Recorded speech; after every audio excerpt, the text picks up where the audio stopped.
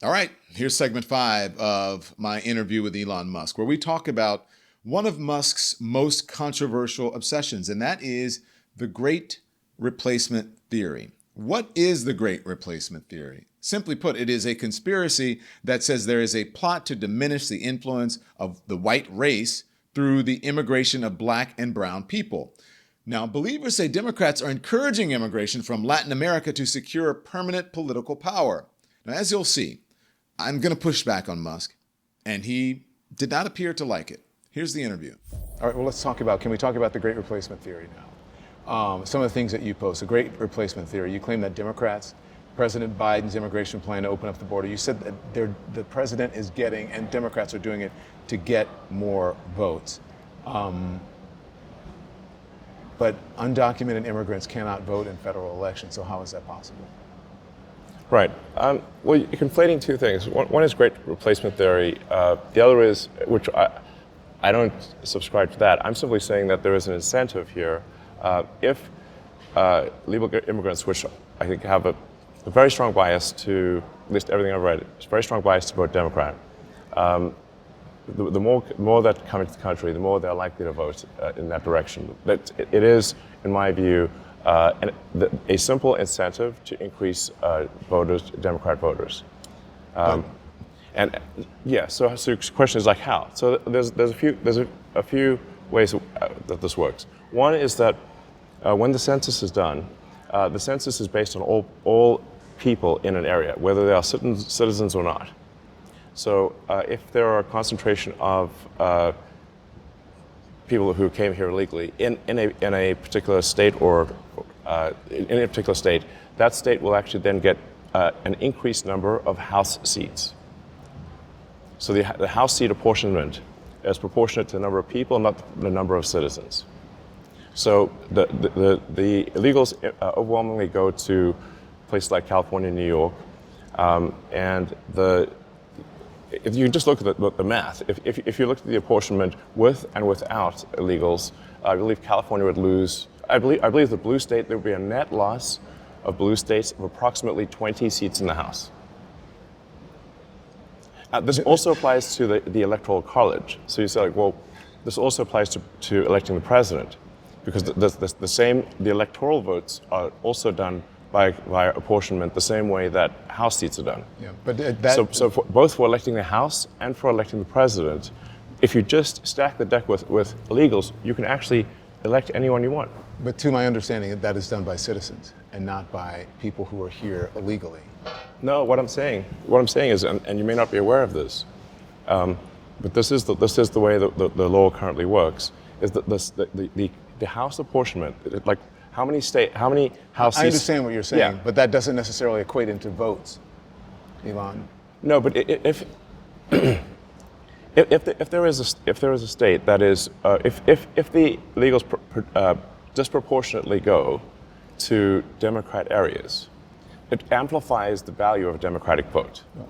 But the reason Which they do. But the reason, Elon, the Electoral College is in place is to balance that, is so that doesn't happen. So what you're saying about it is the exact opposite of the reason why the Electoral College is there. The Electoral College at this point, in our history, gives people who are in smaller states and red states much more of an influence over our elections than people who are in blue states, and the majority of the people in this country. That's what the Electoral College does. It actually does the exact opposite of what you're saying.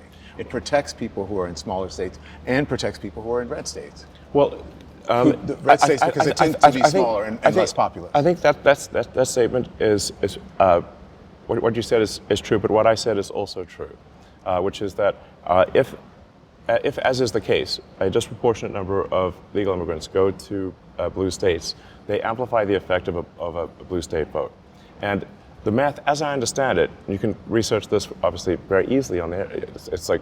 It's pretty straightforward to research this. But my understanding is that there would be that the Democrats would lose approximately 20 seats in the House if illegals were not counted in the census, and that's also 20 less electoral votes for president. So illegals absolutely do affect who controls the House and who controls the presidency. It does not affect the Senate. In blue states, you're talking about. I Yes. don't believe that your information on that is right. I just know that in every study that has been done about illegal immigrants and about voting and about people voting illegally, none of it turns out to be true. I'm just going to give you an example. This is Okay. just in Georgia. It found that there were 1,634 non-citizens who attempted to register to vote for the last 25 years. Not one of them actually were able to register to vote. 42 jurisdictions in the 2016 election. Of the 23.5 million votes, they only found approximately 30 instances of suspected non-citizen voting. That would account for 0.1% of the votes in jurisdictions. It doesn't really change the outcome of elections. Illegal people attempting to vote in the election. It just doesn't happen. I think that is incorrect. You're stating what was found, but not what actually happened. What was found and what actually happened are not the same thing. What do you mean by that? The lack of voter ID in elections makes it almost impossible to trace fraud. What do you mean? If someone is a registered voter, Yes. right, and a legal citizen, No, how do you know they're a legal citizen? because they're a registered voter and you know they're a legal Not citizen. everyone who's registered voter is a legal citizen. They can't. Illegal immigrants who are here illegally or undocumented cannot vote in federal elections. It is technically against the law. It's against the law. Yes. Right. It's also against the law to enter the country illegally. Yes. But they did that. Yes, it is, but you're equating two different things. You have to be here legally to vote. And if you're an undocumented immigrant, you cannot vote in federal elections. And there are very few Right. places in the country where you can vote in state or municipal elections. And that's usually about Why things is it that you need an ID for everything except a federal election? Doesn't that seem a little odd? that you need. Well, I mean, I didn't need an ID to walk around. I need an ID to go into the You need an local ID store. to get a credit card, to have a bank account, to get into, buy liquor, to get on an airplane, to rent a car.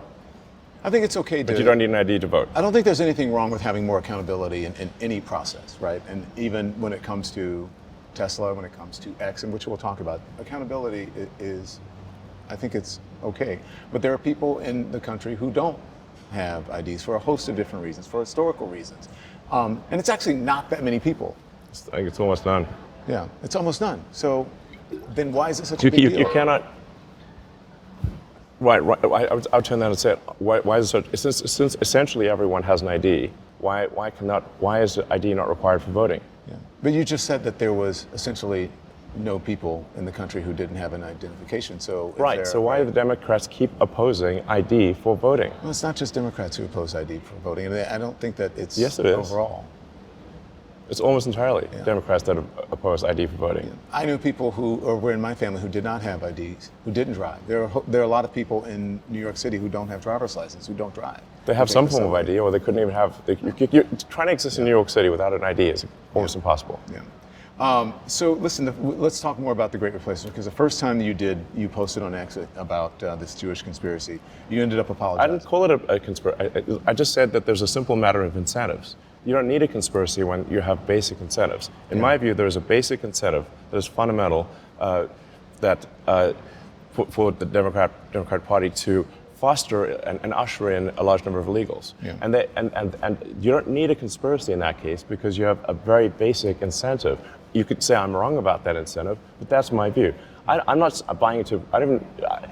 Buying some great replacement theory. I'm simply saying there appears to be a very clear incentive for Democrats to maximize the number of illegals because it helps them win elections. But do you understand that the Great Replacement theory is also part of a Jewish conspiracy theory that you actually got in trouble? They're one and the same, right? No, they're not one and the same. They are. It's a Great Replacement theory, and that's part of it. And you got in trouble for it. I'm definitely not saying that this is some Jewish conspiracy. Okay. I'm simply saying that this is, in my view, a simple matter of incentives for the Democratic Party. In my view, the Democratic Party is more likely to win elections if they maximize the number of illegal immigrants. You can say, okay, Elon's wrong about that. This has got nothing to do with, there's no conspiracy needed. It is basic incentives. I'm talking about the Great Replacement theory is also part of a Jewish conspiracy theory.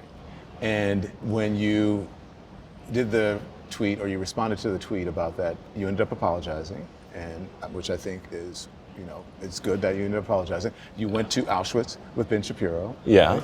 So you said you learned your lesson. What did you learn? I said I learned my lesson. You said you learned your lesson when you apologized, and you said you went to Auschwitz. You saw what. No, I was already aware of these things. And the nature of my comment that really inflamed people, what I was trying to say, and I did very quickly clarify, this is what I'm saying, is that a number of prominent Jewish philanthropists fund groups that they should really take a closer look at funding, because some of the groups they fund, I think, are anti-Semitic. Yeah. Do you understand the connection between the two? There's a connection between, you said Democrats, the Great Replacement theory, but when it comes to the actual Great Replacement theory, originally it was started about Jewish people, as you said, flooding in the country. And then now people are using it for Democrats, saying the same thing about Democrats. Flooding. In my view, it is a simple matter of incentives. Yeah. I actually don't see an incentive for Jewish people to want to have illegal immigration. I don't think there is such an incentive. The Great Replacement theory is a neo-Nazi trope.